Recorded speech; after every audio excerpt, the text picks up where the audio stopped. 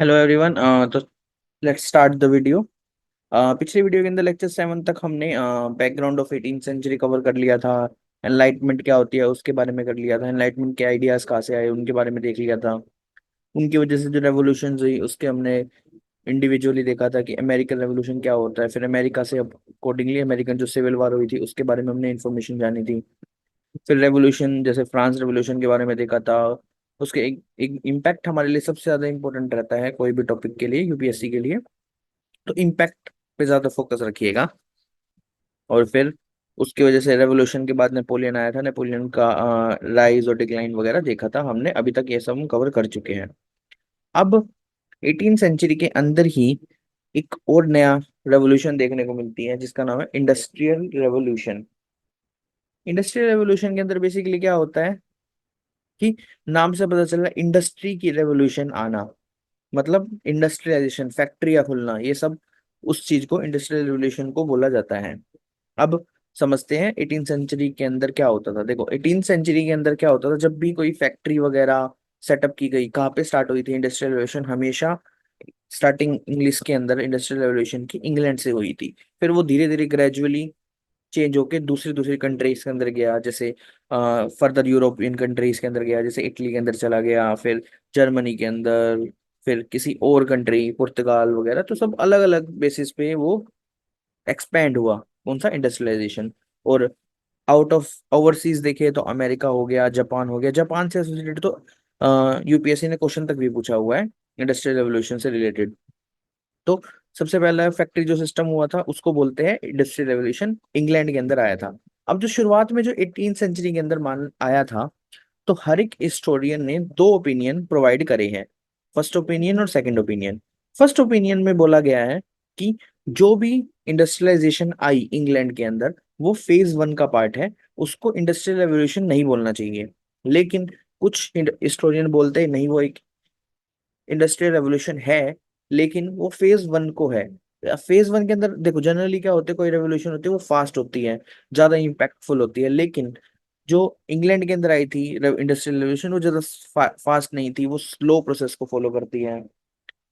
Gradually धीरे धीरे increase होती है फैक्ट्री सेटअप करना, और ज्यादातर कॉटन बेस्ड वगैरह थी। तो इसीलिए ना इसके हिस्टोरियन बोलते हैं कि ये एक इंडस्ट्रियल रेवोल्यूशन नहीं थी। और कुछ हिस्टोरियन बोला जाता है कि ये एक पहला फेज था इंडस्ट्रियल रेवोल्यूशन का, चाहे वो इसकी वजह से रेवोल्यूशनरी इंपैक्ट आए थे, इसलिए उसको इंडस्ट्रियल रेवोल्यूशन बोलना ही ठीक रहेगा। तो ये तो फर्स्ट ओपिनियन के बारे में। तो any change in England is known as industrial revolution. वो चेंज कुछ भी हो सकता है, पॉलिटिकल चेंज हो सकता है, ट्रांसफॉर्मेशन हो सकता है, कैसे इकोनॉमी से कैसे ट्रांसफॉर्मेशन हो रहा है, कैसे लोगों के लाइवलीहुड से चेंज आ रहा है, वो सब इंडस्ट्रियल रेवोल्यूशन का ही पार्ट है।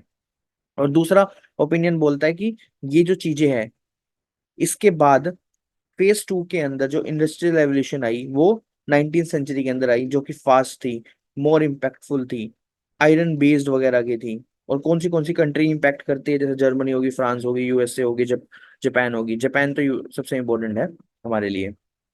अब ये तो हिस्टोरियन के बारे में था, ये छोटा सा डायग्राम के मैंने समझा रखा है। ये हिस्टोरियन है, दो फेजेस के अंदर आई है। हमारे लिए इंपॉर्टेंट फेज 1 और फेज 2 है। इसके अलावा भी अभी भी करंटली फेज 4 चल रहा है, जैसे हमने सुना होगा IR 4.0 वगैरह, बहुत आपने सुना होगा जैसे करंट अफेयर्स के अंदर। तो वो उसका फेज 4 चल रहा है जिसके अंदर नैनो ट्यूब्स वगैरह, नैनो चिप्स के बारे में डिस्कशन हो रहा है। तो वो फेज 4 है इंडस्ट्रियल रेवोल्यूशन का, जो करंटली अभी इंप्लीमेंट हो रहा है। तो फेज 1 के अंदर क्या हुआ, सीधी बात है, 18th सेंचुरी के अंदर इंग्लैंड के अंदर आई थी, 19th सेंचुरी के अंदर USA, Japan, other Europeans like Germany, France, इन सब जगह देखने को मिली थी फेज 2 के अंदर। अब बेसिकली क्या होता है, अब है ना थोड़ा सा बैकग्राउंड समझते हैं कि इंडस्ट्रियल रेवोल्यूशन से पहले क्या होता था मिडिल एज के अंदर, और उसके बाद क्या हुआ, और क्यों आने का मेन रीजन रहता है। देखो कोई भी जब मैंने आपको बताया कि एनलाइटमेंट आई थी, साइंटिफिक रेवोल्यूशंस देखने को मिल रही थी अलग अलग तरीके के, न्यूटन वगैरह, इस तरीके से बहुत सारे ऐसे हायर लेवल वाले साइंटिस्ट उभर रहे थे, जो कि आइडियाज, थॉट वगैरह दे रहे थे, और एक टेक्नोलॉजीज की इंप्रूवमेंट देखने को मिल रही थी। अब टेक्नोलॉजीज इंप्रूवमेंट देखने में थी, उसके साथ साथ पॉपुलेशन भी राइज कर रही थी। जैसे जैसे पॉपुलेशन राइज करती है किसी भी चीज का, चाहे वो कॉटन इंडस्ट्री हो, चाहे वो आयरन इंडस्ट्री हो, उन सबकी डिमांड्स बढ़ती है। तो पॉपुलेशन बढ़ने की वजह से क्या हुआ, डिमांड बढ़ने लगी। जब डिमांड बढ़ने लगी तो लोगों के अंदर, दिमाग के अंदर आया कि अब हम ओल्ड सिस्टम फॉलो कर रहे हैं। ओल्ड सिस्टम में मैं बताऊंगा कि कौन से ओल्ड सिस्टम की हम बात कर रहे हैं। उसको पैटर्न को चेंज करना चाहिए। तो एक मैन्युफैक्चरिंग यूनिट वगैरह के अंदर पैटर्न को चेंज देखने को मिला, उसकी वजह से फैक्ट्रियां एस्टेब्लिश हुई। फैक्ट्री एस्टेब्लिश होने की वजह से लोगों की मूवमेंट होने लगी एक जगह से दूसरी जगह पे। तो ये तो था बेसिकली इंडस्ट्रियल रेवोल्यूशन की पृष्ठभूमि। अब हम पढ़ेंगे थोड़ा सा और ज्यादा डिटेल में कि बेसिकली क्या हो रहा था अर्ली मिडल एज के अंदर, जो इंडस्ट्रियल रेवोल्यूशन से पहले की बात कर रहे हैं। तो जब इंडस्ट्रियल रेवोल्यूशन नहीं था तो सीधी सी बात है, तब मैन्युफैक्चरिंग कैसे होती थी? तो हाथ से मैन्युफैक्चरिंग करते थे, जो क्राफ्ट्समैन होते थे वो सब करते थे। और जो स्किल बेस थी बेसिकली वही देखने को मिलता है। जैसे आपने बहुत सारी देखी होगी, मूर्तिकार होते थे बहुत सारे, अलग अलग तरीके के बहुत सारे हिस्ट्री में देखोगे, आप सर्च करोगे ऐसे बहुत सारे क्राफ्ट्समैनशिप, ब्रोंज वाला मिलना, अ, मिट्टी के बनाना, पत्थरों के बनाना, तो ऐसे बहुत सारे देखने को मिले हैं।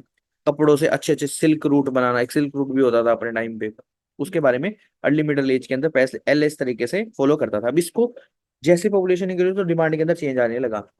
इस चीज को जब बोला गया अर्ली मिडिल चीज को, इसको बोला जाता है डोमेस्टिक सिस्टम या putting out system. Putting out system का एक बड़े एग्जांपल है Vasco D gamma. Vasco D gamma ने क्या किया था, जब वो इंडिया के अंदर आया था, वो हर एक छोटे छोटे वेंडर्स के पास गया था, उनसे चीजें बनाई थी, और उन सबको लेके अपने यूरोप में गया। फिर वहां पे जाके फिर उसने बेचे और प्रॉफिट कमाया और ज्यादा वेल्थ एक्यूमुलेट करी। तो सेम यही एग्जांपल को पुटिंग आउट सिस्टम बोला जाता है, डोमेस्टिक सिस्टम बोला जाता है। जो भी मर्चेंट है वो क्या करते हैं, अलग अलग वेंडर के पास जाता है। मान लो ए के पास गया, बी के पास गया, सी के पास गया, ये वेंडर बोल लो, क्राफ्ट्समैन बोल लो, कुछ भी बोल सकते हो आप। उनसे कुछ रिक्वेस्ट करेगा, मान लो मेरे को 10 बर्तन चाहिए, 10 कपड़े चाहिए, 10 वो सिल्क रूट का भी चाहिए, तो अलग अलग तरीके की डिमांड रखी। फिर उन्होंने उसको प्रोवाइड करा वो गुड्स। गुड्स प्रोवाइड करने के बाद फिर वो अपने लोकेशन पे गया, फिर उनको बेचा और प्रॉफिट कमाया। प्रॉफिट कमाया तो उसको एक्यूमुलेशन हुई किसकी, वेल्थ की। तो पैसा आना उसके पास स्टार्ट हुआ मर्चेंट के पास। तो ये तो था पुराना सिस्टम जो हम पहले देखते आ रहे थे। अब इसके एडवांटेजेस भी होंगे, सीधी सी बात है। इसके एडवांटेज एडवांटेज क्या है कि ये जो ABCD वाले जो बंदे हैं, जो क्राफ्ट्समैन है, ये एक जगह से दूसरी जगह मूवमेंट नहीं देखने को मिलती थी। तो रोड नो मूवमेंट, अब किसी के अंदर किसी लोकेशन के ऊपर वो अपने आप को शहंशाह समझता है, इसलिए तो एक्सप्लोइटेशन भी कम थी एज कंपेयर टू जब वो उस दूसरी जगह पे जाके मूव करेगा। और एक्सपेंसेस भी अपने अकॉर्डिंगली फॉलो करते थे कि मान लो मैंने एक 100 किलो का गेहूं बेचना है, तो उसका रेट मैं खुद डिसाइड करूंगा, मान लो 1100 रुपये रखा मैंने, तो ऐसा था। लेकिन अब इसकी वजह से क्या, और मर्चेंट को भी प्रॉफिट हो रहा था, क्राफ्ट्समैन को भी प्रॉफिट हो रहा था, तो बेसिकली अच्छा बेनिफिट देखने को मिल रहा था उस टाइम तक। लेकिन अब क्या हुआ, जब 18 सेंचुरी के अंदर जैसे मैंने बताया कि पॉपुलेशन बढ़ रही थी, डिमांड भी बढ़ रही थी, लोगों को मैन्युफैक्चरिंग का और ज्यादा सोचने लगा। तो क्या होता है, ये जो मर्चेंट है ये इन्वेस्ट करते हैं फैक्ट्री के अंदर। फैक्ट्री के अंदर जैसे ही इन्वेस्ट करते हैं, इन्वेस्ट करने की वजह से क्या होता है, फैक्ट्री एस्टेब्लिश होती है। फैक्ट्री एस्टेब्लिश होती है तो फिर ये जो क्राफ्ट्समैन वाले बंदे हैं जो इसको बना रहे हैं, फिर वो एक जगह से दूसरी जगह पे माइग्रेट करेंगे, तो वो माइग्रेशन देखने को मिलती है। अब माइग्रेशन देखने को मिलती है, उसकी वजह से क्या होता है, किसी एक जगह पे दूसरी जगह पे जब आप जाते हो तो उसकी एक्सप्लोइटेशन होनी ही होनी है। तो मोर प्रेशर देखने को मिलता है, मोर एक्सप्लोइटेशन देखने को मिलती है। और जो पहले खुद से डिसाइड करता था, अब वो वेजिस बेसिस पे हो गया, जो सैलरी बेसिस जिसको बोलते हैं, वो देखने को स्ट्रक्चर देखने को मिलता है। आफ्टर दिस, इसको ट्रांसफॉर्मेशन को ही बेसिकली हम क्या बोलते हैं, इंडस्ट्रियलाइजेशन या फिर इंडस्ट्रियल रेवोल्यूशन का नाम दिया गया है।